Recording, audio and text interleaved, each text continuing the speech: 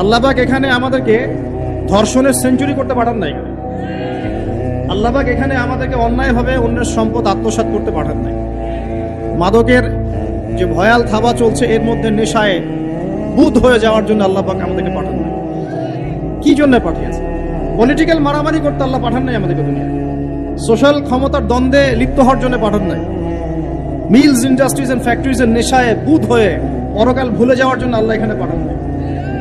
আল্লাহ পাক একটা রিজনে পাঠিয়েছে, অনলি একটা। এবং এই দায়িত্বটা আল্লাহ পাক কিন্তু কড়াই গন্ডায় উসুল করে নেবেন আমাদের কাছে। ভাববেন না আল্লাহ পাক এই পুরো মহাবিশ্ব খেলার ছলে সৃষ্টি করেছেন, এমন নয়। আল্লাহ পাক বলছেন, আমি এই মহাবিশ্বকে খেলার ছলে সৃষ্টি করি নাই। ওয়ামা খালাকতুল জিন্না ওয়াল ইনসা, বলেন, ইল্লা লিয়াবুদুন, আমি শুধুমাত্র এবং শুধুমাত্র আমার ইবাদত করার জন্য মানুষ আর জিনদেরকে সৃষ্টি করেছি। জিনকে আমরা দেখি না, আমাদের সাথে জিনরা আছেন।